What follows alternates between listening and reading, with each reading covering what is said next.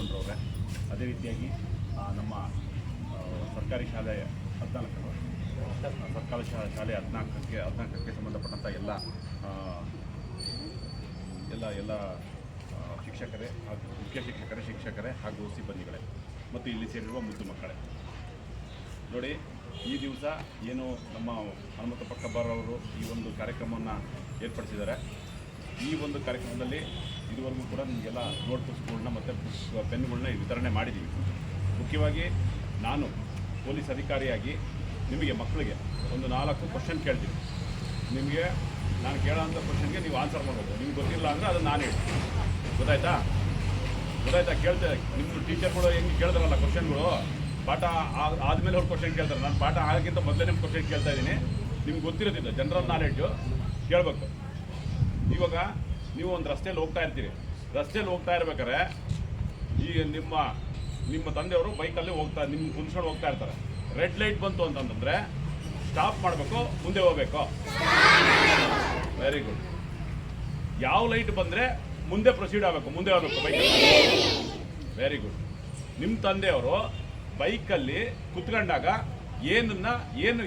ಯಾವ ವಸ್ತುವನ್ನು ತಲೆಗೆ ಹಾಕ್ಕೊಂಡಿರ್ಬೇಕು? ಆಗ್ತಾ ಇದ್ದಾರಾ? ಸುಳ್ಳು. ನಿಜ. ಇದು ಆಗ್ತಾ ಇಲ್ಲ ಅನ್ನೋರು ಕೈ ಎತ್ತಿ. ಆಗ್ತಾ ಇಲ್ಲ. ನಮ್ಮ ತಂದೆಯವರು ಬೈಕಲ್ಲಿ ನಿಜವಾಗಿ ಕೈ ಎತ್ತಿ. ಯಾರು ಮೇಜರ್ ಇಂಜುರೀಸ್ ಆಗೋದು ತಲೆ ಹೊಡೆತ ಬಿದ್ದಾಗ ಮನುಷ್ಯ ಪ್ರಾಣ ಕಳ್ಕೊಳ್ಳೋ ಅಂತ ಅಪಾಯ ಇರುತ್ತೆ. ಕೈ ಕಾಲು ಏನಾದರೂ ಆಯಿತು ಅಂದರೆ, ಫ್ರಾಕ್ಚರ್ ಆಯಿತು ಅಂತಂತಂದರೆ ಬೇಗ ಅದನ್ನು ಜೋಡಣೆ ಆಗುತ್ತೆ. ತಲೆಗೆ ಏನಾದರೂ ಹೊಡೆತ ಬಿತ್ತು ಅಂತಂತಂದರೆ ಭಾಳ ಬೇಗ ಆ ಮನುಷ್ಯ ಸಾವನ್ನಪ್ಪಂಥ ಸಾಧ್ಯತೆ ಇರುತ್ತೆ. ಅದಕ್ಕೆ ಹೆಲ್ಮೆಟ್ ಹಾಕೋದು ಸಾವುಗಳು ಹೆಚ್ಚಾಗಿ ಸಂಭವಿಸೋದು ಯಾವಾಗ ಅಂದರೆ ಹೆಲ್ಮೆಟ್ ಹಾಕದೇ ಇರೋದ್ರಿಂದನೇ ಜಾಸ್ತಿ ಸಾವುಗಳು ಸಂಭವಿಸೋದು.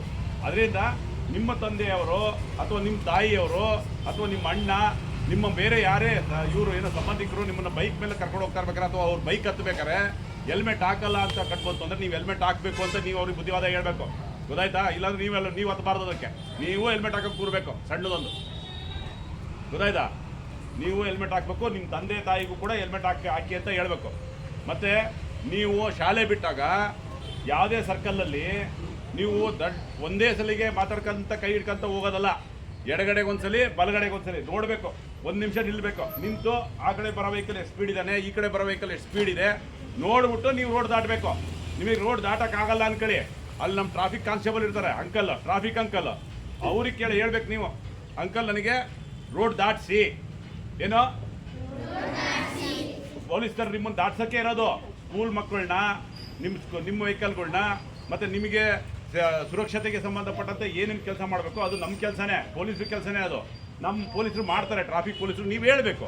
ಅವರು ನೋಡ್ತಾ ಇರ್ತಾರೆ. ನೀವು ಹೇಳ್ತಿದ್ರು ಕರ್ಕೊಂಡು ಹೋಗ್ತಾರೆ ಅವರು. ನಾವು ಅವ್ರಿಗೆ ಹೇಳಿರ್ತೀವಿ. ನೀವು ಆ ಥರ ಇತ್ತು ಅಂತಂದರೆ ನಿಮ್ಮ ಮನೇಲಿ ಯಾರು ತಂದೆ ತಾಯಿಗಳಿಲ್ಲ, ನೀವು 2 ಜನ ಹೋಗ್ತಾ ಇದ್ರಿ, ಫ್ರೆಂಡ್ಸು ದೋಸ್ತುಗಳು ಹೋಗ್ತಿದ್ರಿ ಅಂತಂದಾಗ ನೀವು ನಮ್ಮ ಪೊಲೀಸ್ ಟ್ರಾಫಿಕ್ ಕಾನ್ಸ್ಟೇಬಲ್ಗೆ ಹೇಳಬೇಕು, ಅಂಕಲ್ ನಮಗೆ ರೋಡ್ ದಾಟಿಸ್ಕೊಡಿ, ಸರ್ಕಲ್ ದಾಟಿಸಿ, ನಾವು ಆ ಕಡೆ ಹೋಗಬೇಕು. ಅವಾಗ ಏನಾಗ್ತಾರೆ, ಅವರು ನಿಮಗೆ ಎಲ್ಲ ದಾಟಿಸ್ಕೊಡ್ತಾರೆ. ಸೊ ನೀವು ಯಾವತ್ತೇ ಆಗಲಿ ನಿಮಗೆ ಇಲ್ಲೆಲ್ಲ ಶಾಲೆಯಲ್ಲಿ ಒಳ್ಳೆ ಚೆನ್ನಾಗಿ ನೀವೆಲ್ಲರೂ ಅಭ್ಯಾಸ ಮಾಡ್ತಿರ್ತೀರಿ. ರಸ್ತೆ ಮೇಲೆ ಬಂದಾಗ ಏನೇನು ಮಾಡಬೇಕು ಅನ್ನೋದ್ರ ಬಗ್ಗೆ ಇಂಥದ್ದೆಲ್ಲವೂ ಕೂಡ ಸಾಮಾನ್ಯ ಜ್ಞಾನ ನಿಮ್ಮಲ್ಲಿ ಇರಬೇಕು. ನೀವು ಪೊಲೀಸರನ್ನು ಕೂಡ ಉಪಯೋಗಿಸ್ಕೊಂಡು ನಿಮಗೆ ನಾವು ಸಹಕಾರ ಮಾಡೋಕ್ಕೆ ಇರ್ತೀವಿ. ನಾವು ಏನು ನಿಮಗೆ ನಿರ್ದೇಶನಗಳು ಸೂಚನೆಗಳು ಕೊಡ್ತೀವಿ ಅವ್ರು ನೀವು ಪಾಲಿಸ್ಬೇಕು.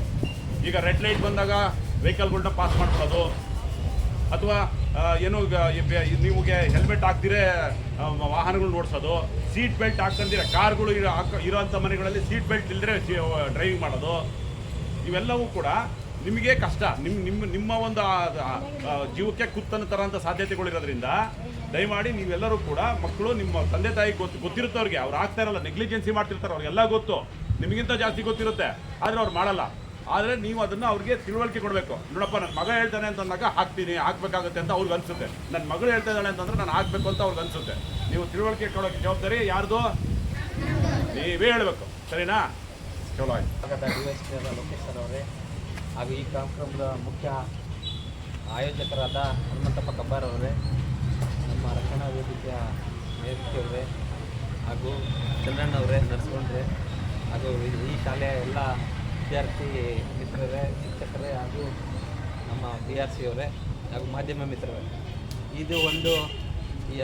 ಈ ಒಂದು ಕಾರ್ಯಕ್ರಮವನ್ನು ಹುತಾತ್ಮರ ದಿನಾಚರಣೆಯ ಒಂದು ಒಳ್ಳೆಯ ಕಾರ್ಯಕ್ರಮವಾಗಿ ಆಯೋಜಿಸಿ ನಮ್ಮ ಹನುಮಂತಪ್ಪರು ಒಳ್ಳೆಯ ಕಾರ್ಯವನ್ನು ಮಾಡ್ತಾ ಇದ್ದಾರೆ. ಅವರಿಗೆ ಮೊದಲಾಗಿ ನಿಮ್ಮೆಲ್ಲರ ಪರವಾಗಿ ಉತ್ವರ್ತವಾದ ನಾನು ಧನ್ಯವಾದಗಳನ್ನು ಹೇಳ್ತೇನೆ. ಈ ಒಂದು ಸಮಾಜಮುಖಿ ಕಾರ್ಯಕ್ರಮಕ್ಕೆ ತಾವೆಲ್ಲರೂ ಆಗಮಿಸಿದ್ದಕ್ಕೆ ತಮ್ಮ ಎಲ್ಲರಿಗೂ ಸಹ ಧನ್ಯವಾದಗಳು. ಮುಖ್ಯವಾಗಿ ಮಕ್ಕಳಲ್ಲಿ ಈಗೇನು ನಮ್ಮ DYSP ಸಾಹೇಬರು ಹೇಳಿದರು, ಅನೇಕ ಕಾನೂನುಗಳನ್ನು ನೀವೆಲ್ಲರೂ ತಿಳ್ಕೊಬೇಕಾಗ್ತದೆ, ಅರ್ಥಾಯ್ತಾ? ಆಮೇಲೆ ಇವಾಗ ಭಾಳ ಹೊತ್ತು ನಿಂತಾಗ ನೀವು ಸುಸ್ತಾಗುತ್ತಲ್ಲ, ಏನು ಮಾಡ್ಬೇಕಲ್ರಿ, ನಿಮ್ಮ ಬೆರಳುಗಳನ್ನು ಆಡಿಸ್ಬೇಕು. ಹಿಂಗೆ ಎಲ್ಲ ಆಡಿಸಿ ನೋಡೋಣ, ಬೆರಳುಗಳು ಕಾಲು ಬೆರಳುಗಳನ್ನ ಅಲ್ಲೇ ಆಡಿಸಿ. ಎಷ್ಟೋ ಕಾರ್ಯಕ್ರಮಗಳಲ್ಲಿ ತುಂಬ ಹೊತ್ತು ನಿಲ್ಬೇಕಾಗುತ್ತಲ್ವಾ, ಅವಾಗ ಸುಸ್ತನ್ಸುತ್ತಲ್ವ ನಿಮಗೆ. ಅದು ಆಗಬಾರ್ದು. ಅಲ್ಲಿಗೆ ರಕ್ತ ಪರಿಚಲನೆ ಆಗಿ ನೀವು ತುಂಬ ಹೊತ್ತು ನಿಲ್ಲಕ್ಕೆ ನಿಮಗೆ ಶಕ್ತಿ ಬರಬೇಕು ಅಂದರೆ ನಿಮ್ಮ ಕಾಲು ಬೆರಳುಗಳನ್ನು ಈ ರೀತಿ ಆಡಿಸ್ಬೇಕು. ಎಲ್ಲ ಆಡಿಸಿ ನೋಡೋಣ. ರಿಲ್ಯಾಕ್ಸ್ ಆಗ್ತಾ ಇದೆಯಾ? ಅದನ್ನು ಮಾತು ಕೇಳ್ತಾನೂ ಅದು ಆಡಿಸ್ಬೋದಲ್ವ, ಅದಕ್ಕೇನು ಭಾಳ ಬೇಕಾಗಿಲ್ಲ. ಯಾವಾಗಲೇ ಆಗಲಿ ಭಾಳ ಹೊತ್ತು ನಿಂತಾಗ ಆ ರೀತಿ ನಿಮ್ಮ ಬೆರಳುಗಳನ್ನು, ನಾವು ಪೊಲೀಸರೆಲ್ಲ ಭಾಳ ಹೊತ್ತು ನಿಲ್ತೀವಲ್ಲ ಸರ್ಕಲಲ್ಲಿ, ಬಂದೋಬಸ್ತಲ್ಲೆಲ್ಲ ನಾವಿದೆ ಮಾಡೋದು. ಅದಕ್ಕೆ ನಾವು ಬೇಗ ಸುಸ್ತಾಗಿ ಬೀಳೋದಿಲ್ಲ, ಆಯಿತಾ? ಈ ರೀತಿ ಮಾಡಬೇಕು. ಆಮೇಲೆ ಮುಖ್ಯವಾಗಿ ನಾವು ನಿಮಗೆ ಹೇಳೋದಕ್ಕಿಂತ ಇದು ಸರ್ಕಾರಿ ಶಾಲೆ ಶಿಕ್ಷಕರಿಗೆ ಹೇಳೋದೇನು ಅಂದರೆ, ನಮಗೆಲ್ಲರಿಗೂ ಗೊತ್ತಿದೆ ಈಗಿನ ಕಾಲಘಟ್ಟದಲ್ಲಿ ಸರ್ಕಾರಿ ಶಾಲೆಗೆ ಎಂಥ ಮಕ್ಕಳನ್ನು ಹಾಕ್ತಾರೆ ಅಂತ. ಅದರಿಂದ ನೀವು ನೋಡಿದರೆ ನೋಡಿ, ಯಾರೋ ಬಿದ್ದರು, ಅದಕ್ಕೆ ಹೇಳ್ತೇವೆ ನೋಡ್ರಿ, ಗೊತ್ತಾಯ್ತಾ?